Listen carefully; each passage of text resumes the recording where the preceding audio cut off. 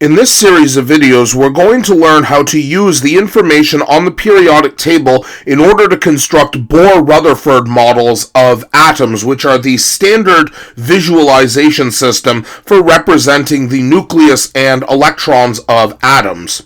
So the first thing that we need to do is look at how we take the information from the periodic table and make it usable in order to construct the atom. So the very first thing that we need for the nucleus is we need the element symbol in order to identify what element we are actually representing. For magnesium as our example, that's simply Mg, and that's a third of our nucleus that is done.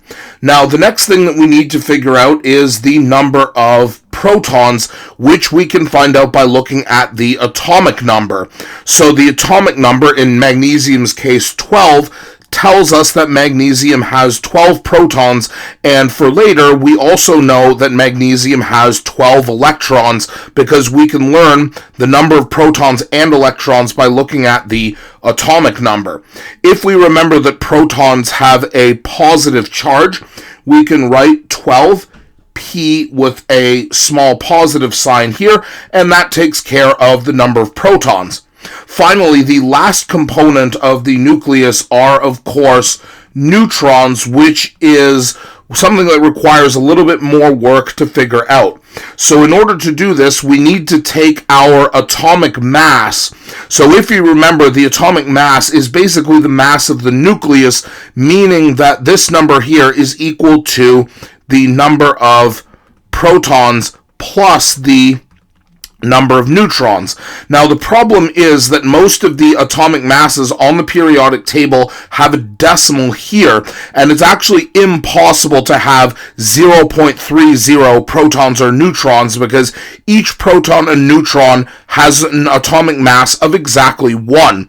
And so what we need to do is round the atomic mass to the closest whole number, so we know that 24.30 is closer to 24, and then we simply take the atomic mass and subtract our number of protons, which is the atomic number, and in magnesium's case, that tells us that we have 12 neutrons in the nucleus as well, and we can represent that with 12, and N is the short form for neutrons.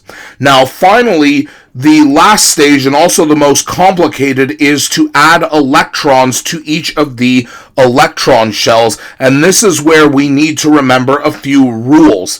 So the innermost shell, that being the first shell, can hold a maximum of 2 paired electrons. So what we mean by paired is easy when we actually start adding them in. So I like to start adding electrons at the top like this, but again, it doesn't really matter. You can start in any of the 4 directions when you make your structure.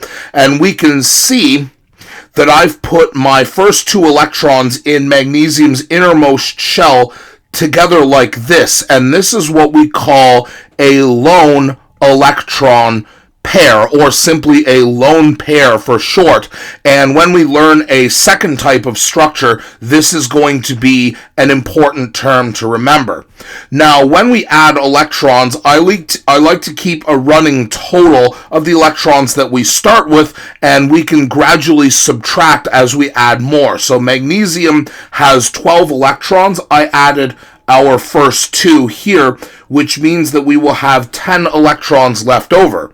Now, for the second and third shells, the second and third shells are each able to hold 8 electrons that exist in pairs as well.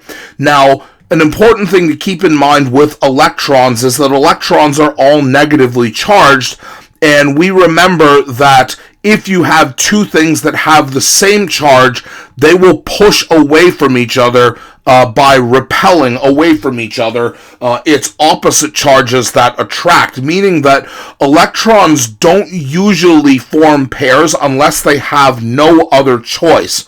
So when we fill the second and the third shells, we always add 1, 2, 3, 4 electrons like this before we start to pair. Now, because we still need to add 10 electrons, we can fit 8 into this second shell. So after we add the first 4, we add the next 4, 5, 6, 7, 8, and you can see that all of the 8 electrons that we added all exist in lone electron pairs like this.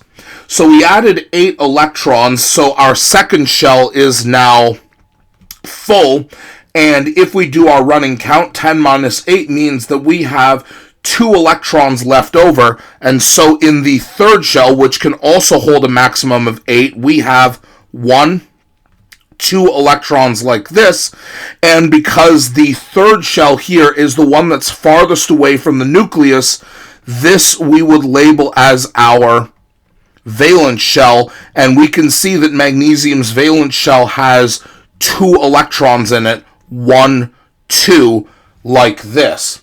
Now, when double checking to make sure that you've gotten your electrons organized, the easiest way to do this, if we kept a running count like this, you should be fine. So we added the last 2 into the valence shell, and therefore we would have no electrons left over. But if we wanted to double check this, we can simply count the total number of electrons we have. 2 electrons in the first shell, then we have 4, 6, 8, 10 when we add the electrons in the second shell, and then we have 2 more in the third shell for a total of 12, which matches the atomic number, and we can see that our first shell holds a maximum of 2, which is exactly what the requirement is. The second shell holds a maximum of 8, which we already made sure of, and the last 2 go in the valence shell like this. And these are the steps that you need to follow in order to draw a Bohr Rutherford diagram of an atom. So before the next video, where we learn a more simplified form of atomic structures, you can take a look at the 2 practice examples below, aluminum and oxygen. So just like we did with magnesium, your goal is to first take a look at the periodic table information provided here and use it to identify all of the information about the element, what the chemical symbol is, how many protons, neutrons, and electrons the element has, and then organize all of that information into a proper Bohr Rutherford structure. And when you try these 2 examples, you're ready to move on after completing them, and we'll take a look at a more simplified structure that are what we call Lewis structures in the next video in this series.